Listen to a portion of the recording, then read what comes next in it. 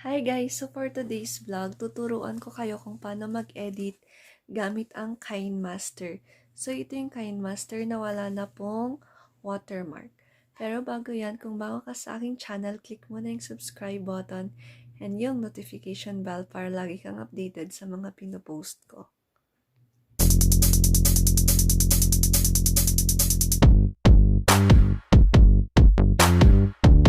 So yan, start na nating mag-edit sa Kinemaster. So ito yung Kinemaster. Kung wala pa yung Kinemaster, pwede nyo siyang i-download sa my Play Store. So ito, Kinemaster. And then, turuan ko kayo kung paano mag-edit. So yan siya.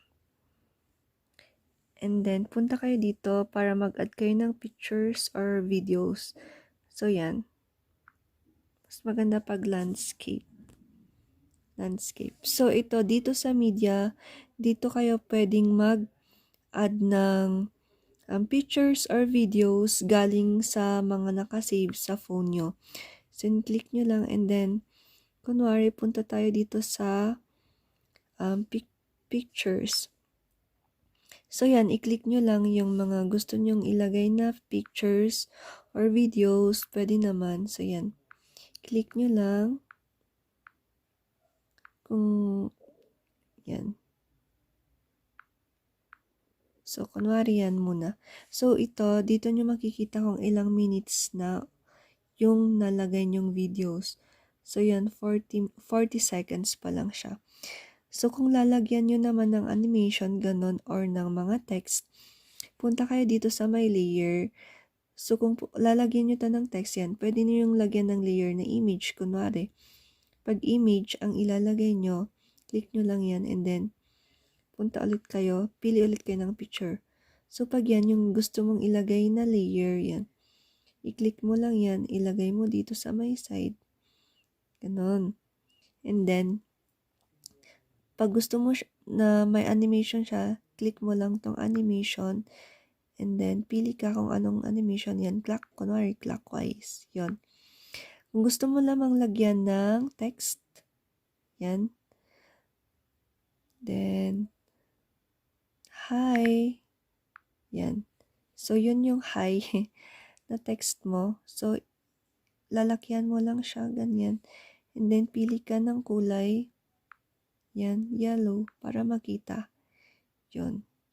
Pwede mong ilagay dyan.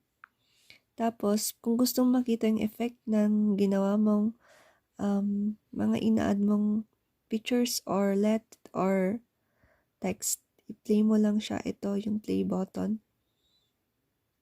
So, yan. Yun. And then, kung gusto mo may animation din yung slide, pag pupunta siya dito sa next na picture, click mo lang tong white sa gitna. Yan. And then, yan, may lalabas na pagpipilian. So, dito tayo sa my presentation. Then, kunwari, itong split. And then, check mo lang. So, tignan mo yung effect niya. Yan. O, ito sa next. Lagyan din natin ng, kunwari, ganyan. So, kung makikita mo, ganyan. Yun, may effect na siya. Pwede mo ding pahabaan yung time nito. Ito lang, i-click mo lang yung picture and then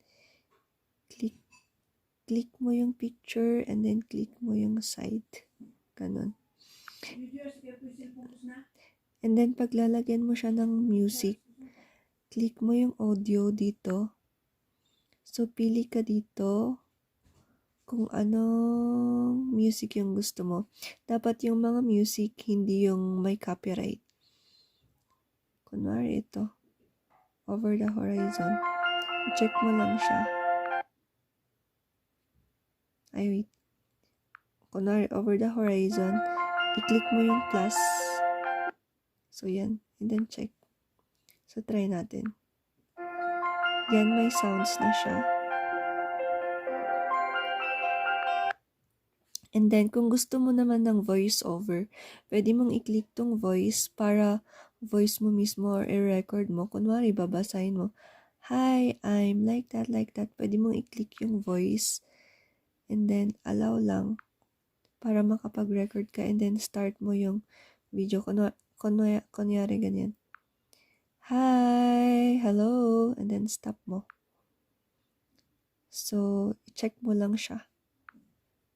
Check natin.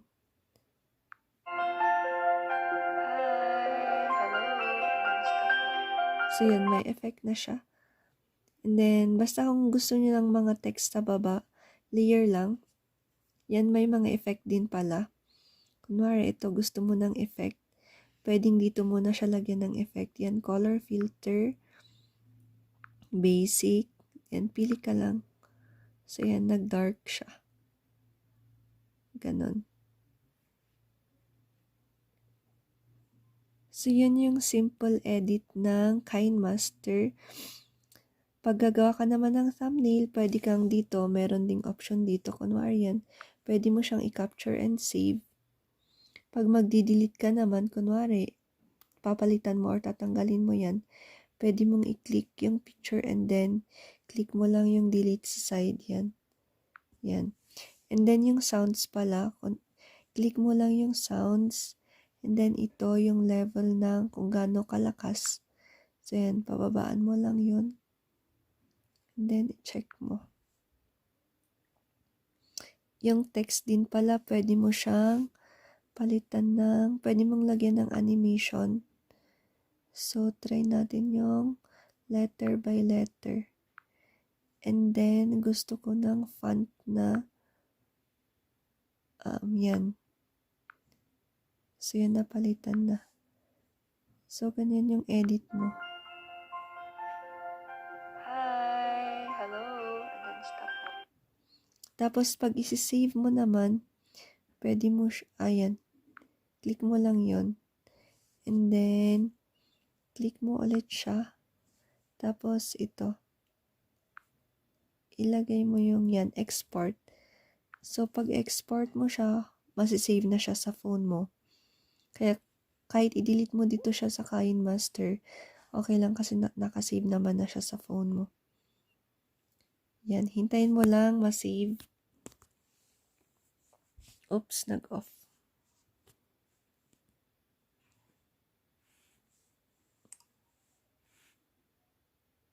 So, yan. Wait natin ma-save.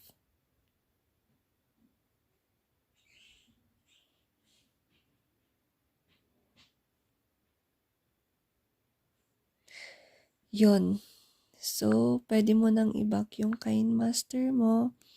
And then, check natin sa my image.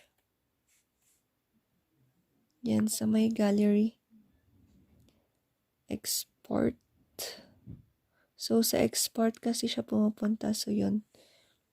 Pwede mo na siyang i-play dito.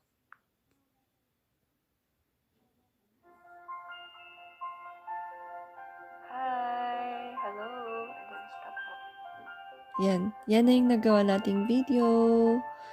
So, yan, dark colored na siya. And then, may animation.